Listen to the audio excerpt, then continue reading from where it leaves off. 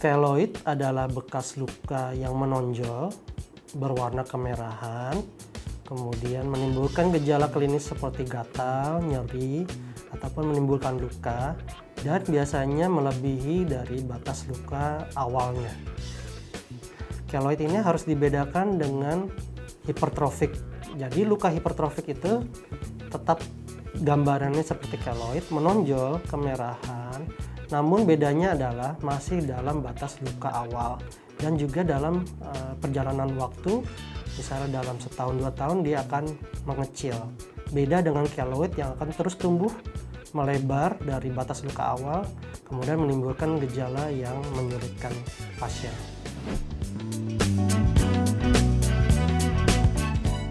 Keloid itu tidak disebabkan oleh bakat ya, seperti awam yang selalu katakan bahwa keloid itu berbakat. Bukan.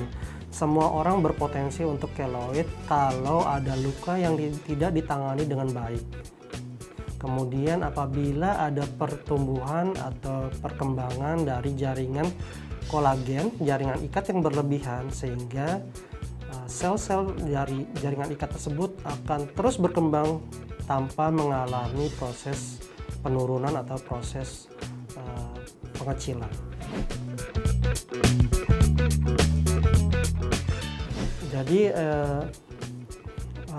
kita sebut sebagai lokasi predisposisi atau lokasi anggota tubuh yang sering mengalami luka keloid, yaitu di telinga, kemudian di belakang leher punggung, kemudian di atas tulang-tulang yang menonjol seperti siku, lutut, atau tungkai, atau di dada. Dan terlebih dahulu harus ada luka. Kalau tidak ada luka maka tidak bisa timbul keloid secara spontan. Hal ini disebabkan adanya gesekan atau tekanan dari tulang-tulang yang menonjol itu pada lapisan kulit yang terluka, sehingga proses penekanan itu akan merangsang pertumbuhan dari kolagen yang berlebihan, sehingga menghasilkan jaringan ikat yang menonjol dan melebar tanpa adanya penurunan atau pengecilan. Kondisi keloid yang disebut sebagai berbahaya yaitu yang bisa menimbulkan gejala lebih lanjut atau gejala lebih berat, yaitu seperti infeksi atau terjadi luka yang berdarah, kemudian nyeri ataupun gatal yang berlebihan, sehingga harus dilakukan tindakan untuk meredakan gejala tersebut ataupun mengurangi dari ukuran keloid tersebut. Dan juga mempengaruhi beberapa anggota tubuh, yaitu seperti persendian atau telinga ataupun kelopak mata ataupun di mulut dan juga leher, sehingga kita bisa lihat adanya tarikan yang kita sebut kontraktur dari keloid tersebut yang mengganggu pergerakan tubuh. Tentunya mencegah keloid adalah mencegah luka timbul ya. Jadi apabila timbul luka maka segera ditangani dengan cara yang baik, yaitu kalau luka itu dalam, berdarah, sampai terlihat seperti ada jaringan lemak ataupun otot, maka segera ke rumah sakit atau ke dokter untuk dilakukan penjahitan ataupun penutupan luka. Karena luka yang terbuka yang tidak dirawat maka akan timbul infeksi, sehingga mengaruhi proses penyembuhan menjadi resiko timbul keloid.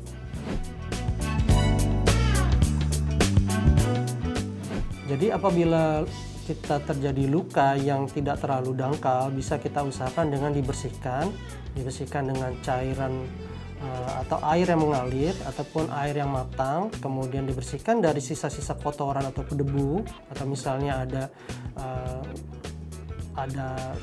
darah yang masih mengalir, maka kita harus tekan luka tersebut sehingga tidak menimbulkan gumpalan atau darah yang membeku di dalam luka tersebut. Jadi kita sebutnya sebagai dep atau kita tekan ya sampai darahnya itu berhenti. Nah, yang kedua adalah kita usahakan supaya luka itu tidak infeksi ya, jadi dengan menutup ataupun mengoleskan salep antibiotik. Kemudian juga usahakan jangan digaruk, jangan digosok, atau jangan dipegang-pegang selama penyembuhan. Hal ini masih bisa memungkinkan untuk mengurangi resiko timbulnya keloid.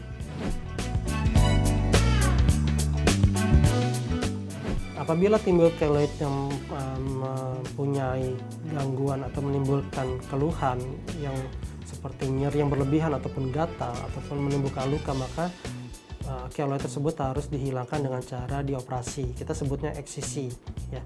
Nah, kemudian juga kita harus melakukan tindakan itu secara hati-hati, secara halus, kemudian menutup luka juga dengan baik dan tidak dengan tegangan yang tinggi atau tidak terlalu ketat dalam menjahit. Kemudian juga setelah operasinya juga kita mengurangi resiko adanya infeksi, kemudian juga pendarahan yang berlebihan.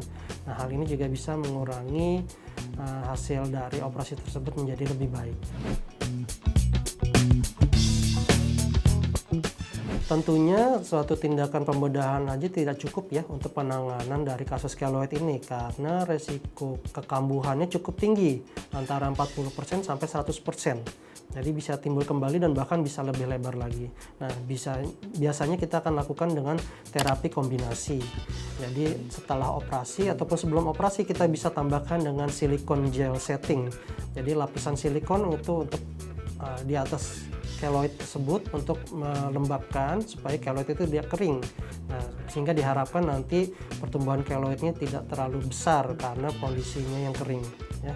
Kemudian juga kita bisa pakai compression garment atau pakai korset atau penekanan di atas keloid tersebut. Gunanya apa? Gunanya adalah untuk mengurangi aliran pembuluh darah ke masa keloid tersebut, sehingga diharapkan nanti keloid itu akan berkurang sedikit demi sedikit akibat penekanan tersebut ya.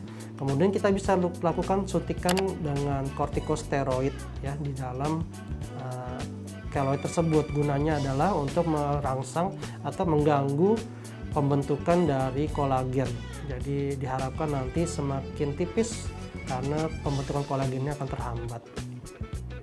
Ada juga pemberian dari 5-fluorourasil, itu juga berguna untuk menghancurkan sel pembentuk kolagen yaitu fibroblast, sehingga diharapkan pembentukan kolagennya tidak terlalu banyak dan juga bisa mengecil dengan cara pemberian obat 5-fluorourasil tersebut. Kemudian juga bisa dilakukan laser. Laser itu bertujuan untuk menghancurkan pembuluh darah di dalam keloid tersebut, sehingga nanti sel-sel keloid atau pembentuk kolagen itu akan berkurang karena tidak mendapatkan suplai dari pembuluh darah. Termasuk juga tadi pembekuan ya, krioterapi. Krioterapi itu menghancurkan sel inti sel sehingga tidak terbentuk lagi fibroblast yang menghasilkan kolagen yang berlebihan. Interferon itu juga mengganggu dari DNA sel sehingga diharapkan bisa mengurangi pembentukan kolagen, juga mempercepat